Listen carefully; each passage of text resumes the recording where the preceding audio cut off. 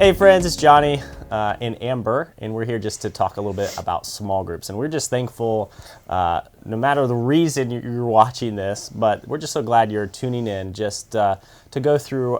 We're not looking this at as a small group training. What we thought is just to cast some vision of what we believe like God wants us to do with small groups. We just feel it's just part of our DNA as a church that small groups are just a big deal.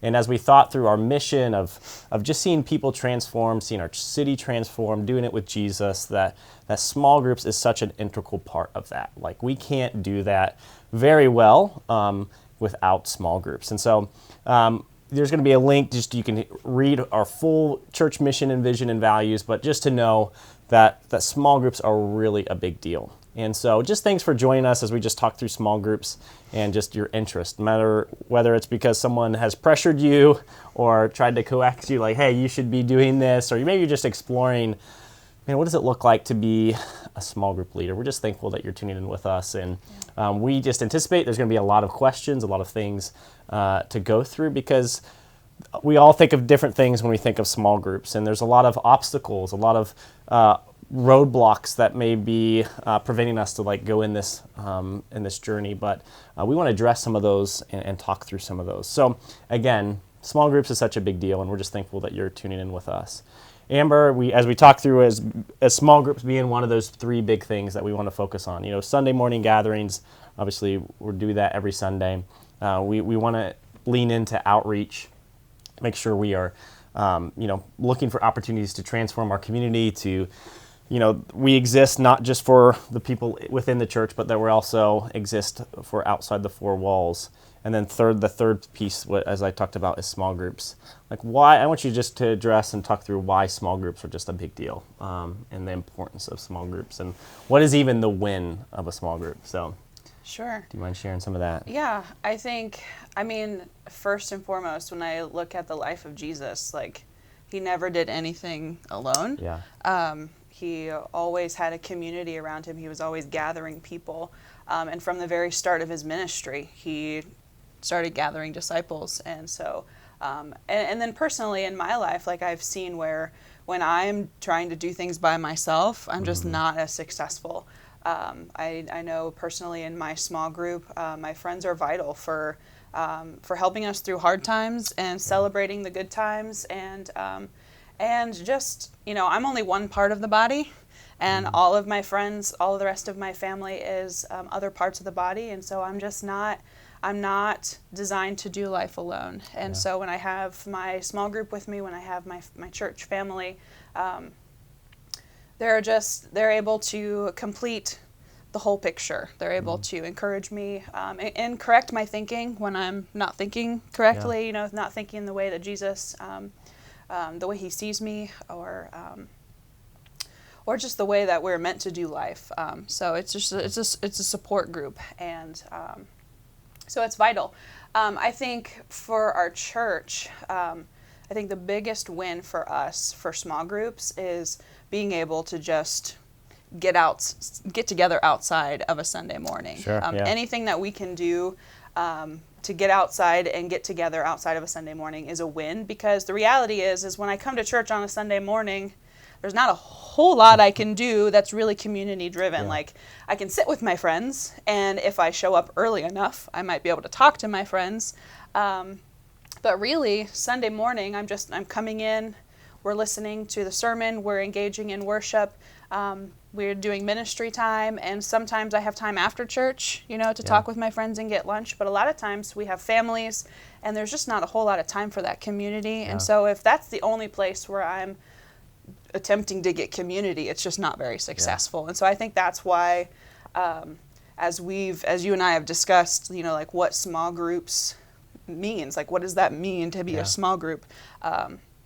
It really has to be something where we're getting together outside of a Sunday morning. Yeah, and just, we have observed as a church, just a lot of people will come Sunday mornings. They'll hear about us, they'll, maybe invited from friends, or just look us up on the internet. They show up on Sunday mornings, and unless they get connected in some fashion outside of a Sunday morning, unless they do that, they tend to eventually kind of drift off, or they don't get connected, they don't get plugged in. And so research has shown over and over again, like if a pastor could wave a magic wand to, like, for new people to get that came to our church, it was like if they could somehow get in a small group, if they get connected to people, and it doesn't matter how like programmatic as far as like how well the service is or how great the sermon is, it's like relationships are like the key to get people who stick around and who get discipled and who play a part in our church. And so just broadening our vision a little bit of just more than small groups of like maybe looking at just like a Bible study. It's just how can we get people connected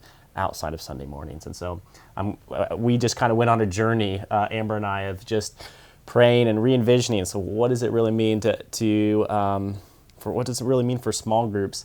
And that's what the conclusion we came to, is if we can get some folks connected outside of Sunday mornings, where relationships can be formed, people start doing life on life with each other, that means we're heading in the right direction of people being formed in that. And so actually, Amber and I are just going to kind of take you on the journey we went through of this summer, of just what does it mean to be a small group. And so one of the things that we want to just instill is like we still have this vision of what we want a small group to look like. We have this overarching, even looking at Acts or looking at the life of Jesus, as Amber said, like there's still a vision of, man, if a small group could look like this, then we know, transformation has happened, discipleship is happening, people are growing, both just with the relationship with Jesus, but just even growing as leaders. And so we still have this vision of what we want small groups to look like, but we also know there's just a spectrum or a journey to get to that place.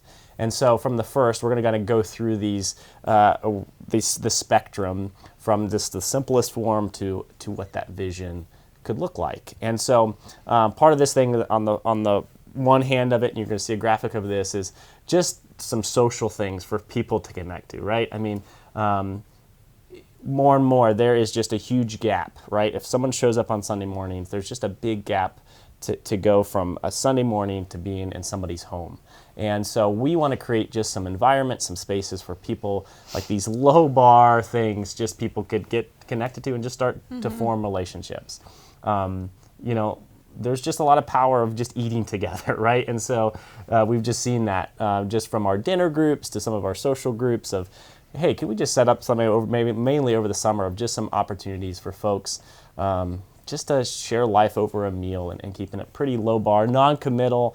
It's just the goal of it is just get to know, eat, right? I mean, to share some good food. And so we want to create opportunities for that, these low bar things where if somebody comes to our church and they absolutely know nobody, to create an environment that's super inviting, just to say, hey, will you just come and have a meal and let's share in that. And so we want to create some rhythms of that, of just some opportunities for people just to get together over a meal. Part of that next spectrum as we move a little bit is just that people are doing life together. They're just getting together. They're forming relationships. They're having each other over at their home. There just kind of has, it's kind of like just doing friendship almost. There's not a rhythm to it, or just like, hey, we're setting some, it's kind of organic. It's just, sharing life with each other. And like, I know, we have just some couples and friends within the church that we just kind of do life with and we're comfortable with. And, we try to make it just some intentionality of getting together. And so we just recognize as people are getting to know each other, friendships are going to be forming, and they're going to start getting and doing life together. They've built relationship. And that's just important, right? I mean, we have to have friendships and do life with each other. Mainly we call that just community, just this idea of getting together again outside of Sunday mornings. It's just kind of happens organically, and that's just kind of that move to that next spectrum.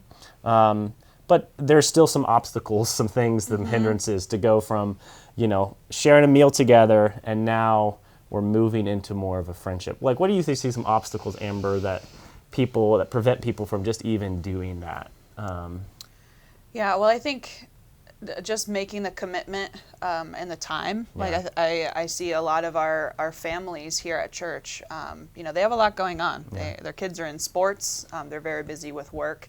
And so just the idea of a regular, reoccurring, even if it's semi-irregular, but just a regular occurring time where couples are getting together, just making that a intentional and mindful choice.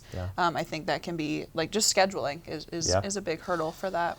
Yeah, I mean, life is busy. I think and sometimes we look at that and go, well, that's not a real productive time, or like but the reality is, it's really good for our souls just to get with people, like-minded people, and the reality is, our culture kind of probably does it sometimes, I think, better than even the church of, getting together and doing fun things and having friendships and community, but sometimes we miss that in the church just because we feel like, unless we're doing something productive, that has no value. But I think there's just a lot of value. Recognize there's a lot of value of just doing life with other people, and that's where it kind of starts, right? Yeah.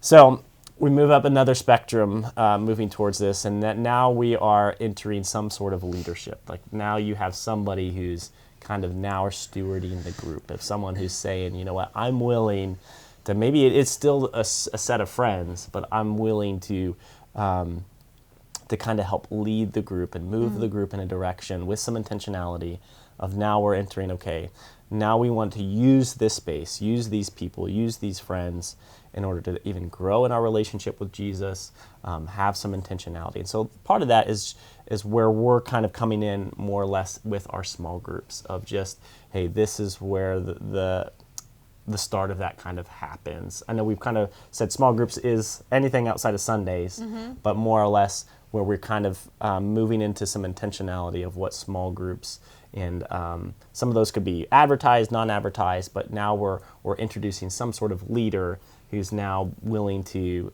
help lead and put some leadership to that group. Yeah. And so we're going to talk through in the next video just an element of what that kind of group looks like. But and so even if someone is willing to lead, we as kind of who are overseeing small groups, now we are instilling in them and helping them grow in leadership, giving them some resources.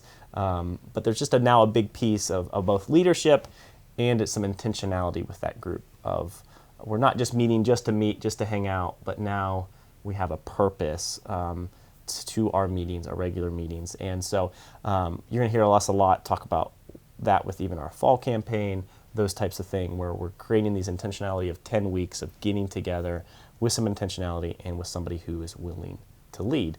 And again, there's still some obstacles that prevent us from moving into this idea of now a group that has leadership and a group that has intentionality.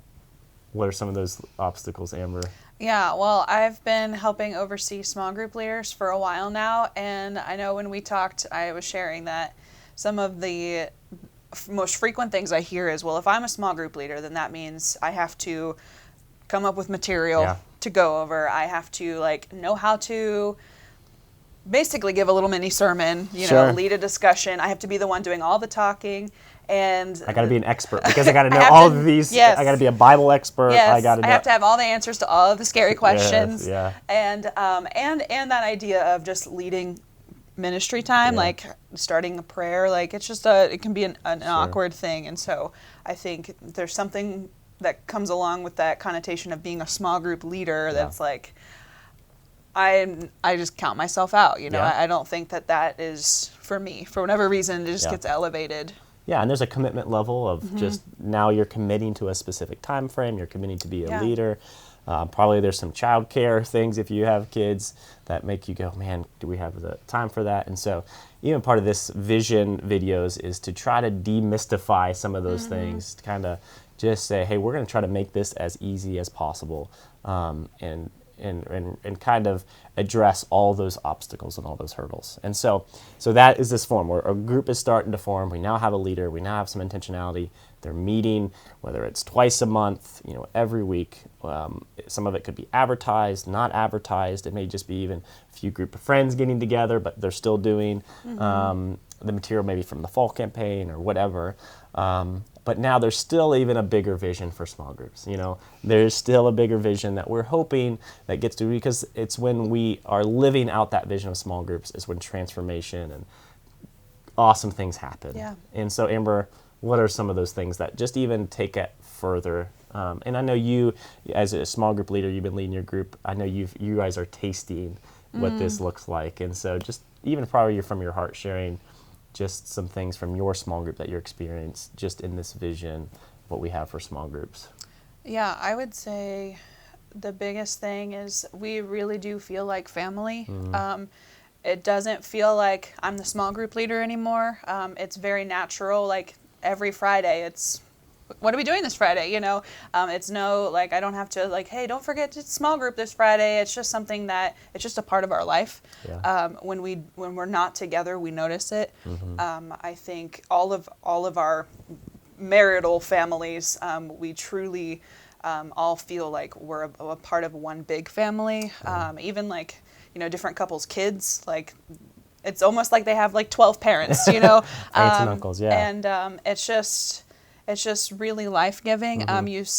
Since we've been together for so long, you can look back and see all of the transformation that's gone. Yeah. And there's a deep connection there because we've gone through the trenches together. Yeah. You know, we've gone through the hard parts of life together. Yeah. We've chosen to be vulnerable and to be transparent, to share when we know we've messed up. Where we're not afraid to show the messy parts of our life. And there's even an element of like, even outside of a Friday on us, because our small group meets, you know, first and third Friday of every month. Like, we do way more than that, you know. Sure. We get together, you know, outside of group, just like, you know, we like to see people getting together outside of Sunday morning. Yeah. There's an element of getting outside together, even outside of group, because even group almost has like its own little structure. Yeah. And so just being able to do life together out of group is a really big piece to what makes us feel like family. And I'm trying to think if there's anything else. Because there's an element of that, you guys are pastoring each other. You know, like it's like its own mini church where, you know, you're pastoring each other. You're, and like we all understand life. There's just elements of life that are hard, and we can't prevent all those things from happening. But for what I've noticed, when it's the biggest difference is who you're navigating those things with, you know? And so part of that is you're now pastoring each other. You're raising, just even knowing your group, you're raising up leaders. You're like even people who are an integral part of this church, they're growing in that aspect. There's just a lot of healthy things. And part of that just takes time. It takes vulnerability. It takes just sharing life. And the reality is, like when you show up at this group, there's not this, I gotta be perfect and say all the right things, or I gotta hide certain things. You've gotten to the point where Amber can be Amber, you know, folks can be themselves. They don't have to feel like they can be their true, authentic self, be loved, be accepted, you know, and even all those hard things. And so when we think of even this vision of small groups, what we're seeing is, like you said, is a family of doing life together. And that's ultimately, I mean, what we want to get there. But the reality is that just doesn't happen overnight. And there is a spectrum. There is a process. And so that's why we even want to think of this. And the reality is some of us may be in different places. We may just need just the situations of life of just getting together with some friendships. Maybe it's just doing some intentionality. And sometimes it's just having fun. We just need to have fun. And we just need that in our life. And so that's what we want life to look like with these small groups. And so with that, you know, this is kind of our intro video, or just kind of our vision. We're going to move into our next video next week. We're going to talk about just, again, we're trying to simplify small groups and even that intentionality leadership, try to simplify that as much as possible to just heighten, lower those obstacles a little bit, lower that fear, and just go through what does it really look like to just lead a small group in a simple fashion. So hope you're just enjoying that. For now, Amber just has some just review questions for you to go through, just to think through what we've talked about. Yeah, so we're going to provide these for you on our website as well, but I just want to encourage you as we wrap up this time together and as you spend some time just reflecting before we meet, I just want you to take some time and grab a journal or a piece of paper or even your computer if you like to journal on computer, and just think through some of these questions. I want you to think about why is community a vital element of a transformed life? Think about why is this so important? Because that was a question that Johnny and I had to ask each other. Like, if this is something we're telling people they need to do, like, do we know why? Why is this so important? And I encourage you, even as you're like reflecting through that, think about why is community, or how has community transformed your life? Where have you seen where being connected to someone, and it may not be someone in our church, it may be, a work friend or a family friend that you've grown up with. How have you seen elements of community transform your own life? And then I want you to take some time and just consider what would be missing from your life if you were not connected to others outside of a Sunday morning. What are pieces of life that you would be missing if you didn't have people that you were connected to outside on a Sunday morning?